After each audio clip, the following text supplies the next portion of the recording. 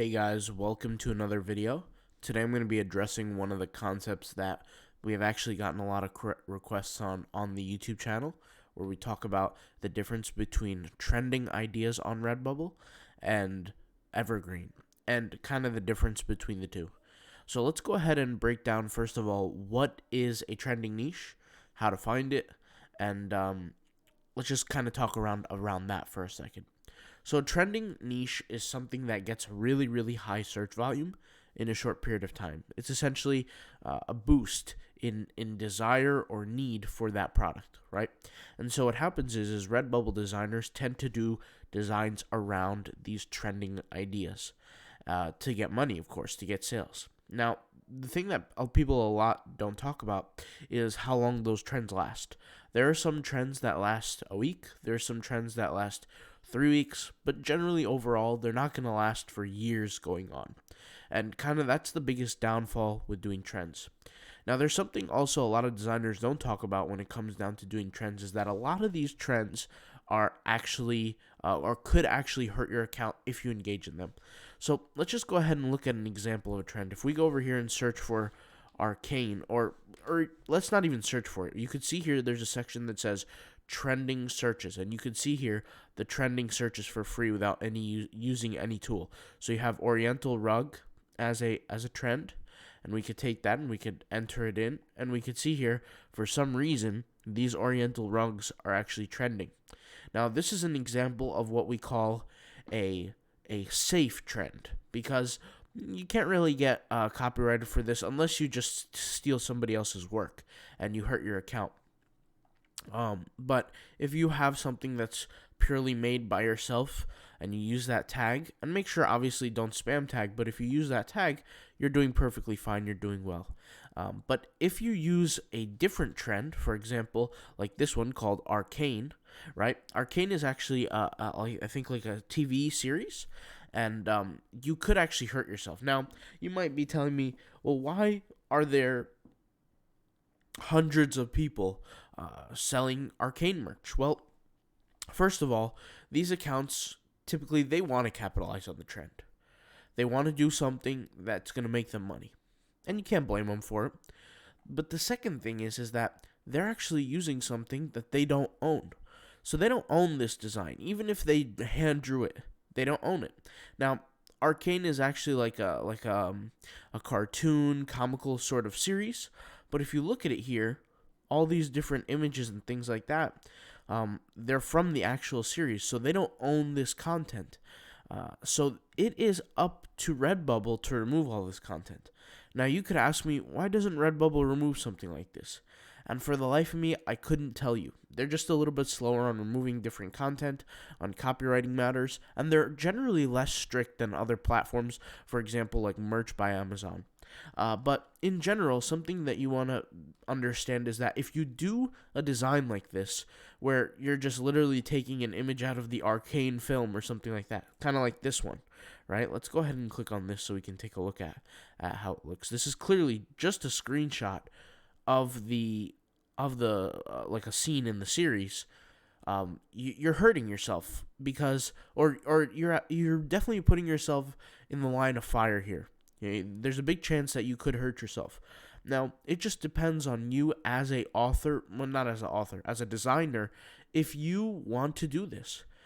There are some people, like I made mistakes before on my Merch by Amazon account where I capitalized on things that maybe shouldn't have been capitalized on. And that caused my account to get terminated. So you want to ask yourself, do you want to go the safe route or do you want to go the not safe route? Now, for me, getting terminated on a merch was a whole different concept, and there were different reasons for it. And I actually made a separate video showing people or showing you guys, what caused me to get terminated. So that's a different concept. But for today's video, now let's kind of talk about the opposite of trending niches, which in our case is Evergreen. And so really what Evergreen is that the search volume here in Evergreen is relatively consistent.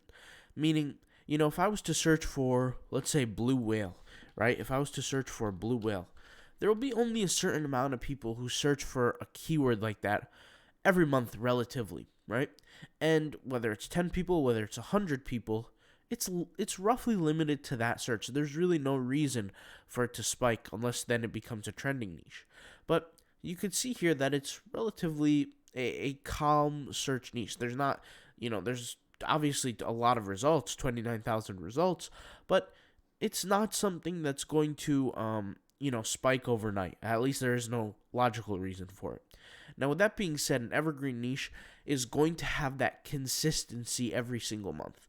So, consistency in views and consistency in search, which gives you a consistency in sales predictors.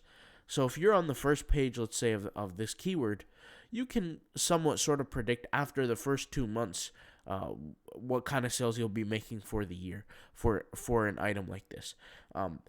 And honestly, when we create things in the evergreen niches, our main concern is that we're not concerned to get 1 or 10 sales. We're just concerned to get a sale over time.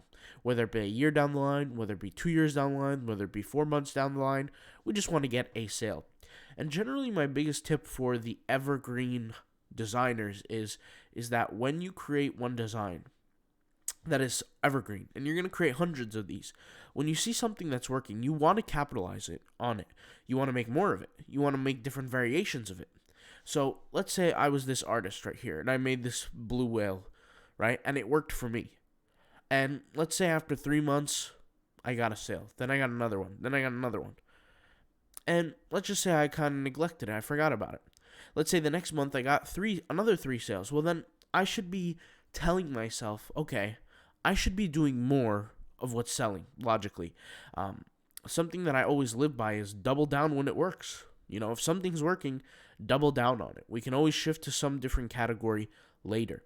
And so that's kind of the focus with Evergreen. Now, with Evergreen, you can kind of assume that most of the time it's safe to play into these markets. For example, if I search for fish, it's kind of safe to play in that market. Of course, if you're literally just copying other people's designs and pasting it on your store, that's a different story. That's a different ball game. I hope nobody's doing that. But if you're in a situation where you're just throwing designs out there. So, for example, let's go over here and head over to my shop so I can show you guys this. Is that I have some quotes here, right? Like, for example, seize the moment. There's going to be a certain percentage of people that search for that content every month, whether it be one person, whether it be 100 people. And out of all the content that's on Redbubble, I might have the chance to get a sale. That's a perfect example of Evergreen because, there are people searching it, low search volume, but there's going to be a consistent amount of search volume every month. It's definitely not tied to any sort of trademark or any kind of idea like that. So, and that's kind of where I went with this store. Now, here kind of begs the question is that what's better? Is it evergreen or is it trending? Well, it's kind of important to understand the lifestyle between the two and the difference. So with trending, you're trying to catch the wave. When the wave comes, and you're on that surfboard, you're literally trying to catch it because once that wave is over. It's on to the next one. And so you have to realize that you have to be able to put out designs much faster than the average person, and you have to be able to catch these trends. Now, there are different ways to catch these trends. Obviously, the free tool here with the Redbubble account, and you have other places, other tools where you can do that. Maybe I'll put a video out in the future. If you do a basic search on YouTube for, how to, trending designs and things like that, there's actually an extension called Bubble Scout. I think it was produced by Ryan. So shout out to him. But you guys know Ryan. He's in charge of that YouTube channel. I think they have like almost 100,000 subs. He has this Chrome extension that shows like the different trending niches. And so if you're a kind of a trend creator, maybe that's something that you want to focus on. But like I said, the biggest tip that I would have for the people doing the trends is that watch out, be careful with, what designs you're actually going with so that you don't hurt your account over the long term. Because I learned my lesson after making certain mistakes that I shouldn't have made. Listen, I learned my lesson and, we all learn and we all learn from our mistakes. So that was kind of a mistake I made and I learned from it. Now, there's a different lifestyle with Evergreen, right? With Evergreen, it's a little bit more sit back, relax kind of lifestyle. and you're kind of just posting what comes to your mind. Now, there are different ways to do research on these different ideas. You could do keyword research, Google research, Google search research to see, volumes and trends and things like that. You can see different, research on the even platform for tagging and things. So there are different strategies to help kind of understand the niche you're tackling in an evergreen market. But just as a general approach, it is a little bit more laid back. Now, you as a designer could amplify the process and maybe hire designers or even focus on a daily goal for yourself of how many designs you want to add. And so there's different things and different approaches that you could take with the evergreen kind of way. Now, the question is, what's better? Is evergreen better or is trending better? Well, like I said, it just depends on what you want to do. For me personally, I'm going to say for me, evergreen is better because I'm okay perfectly in my mind with the idea of, me creating a design and putting it on the store and waiting for a few months later for it to sell. I'm okay with that. That doesn't really bother me. For some people, it might bother them. Maybe they want that sale right away. But for other people, it might not bother them. So generally, I value now because of what I've experienced and what I've learned with past accounts and things like that on different platforms, that the safety of the account is the utmost important for the long term and longevity of that account. And for me, longevity plays a very large role because later down the line, my account will be more and more valuable as I add more designs to it. And so for me, I'm going to try not to step my bounds or kind of step over any toes when it comes down to copyright infringement or kind of, making designs that I shouldn't be profiting off of. And I'm going to stick with the evergreen kind of niches. And by the way, just to say that just because you're doing evergreen doesn't, or even trending, doesn't mean you're always, stepping over your bounds. It doesn't mean you're always doing copyrighted or copy infringed kind of designs. It doesn't really mean that. But as a general rule, in terms of probability, you're probably doing something you probably shouldn't have. So once again, for example, with the trending, the Oriental rug idea would be perfectly fine to use from a trending kind of idea. The arcane idea, not so safe in my opinion. Now, maybe it's just we're living in a time right now where the arcane idea is not trademarked or anything like that, or maybe they even have a fan program for it. Where they're allowed to license out the designs and things like that, which would be a different story.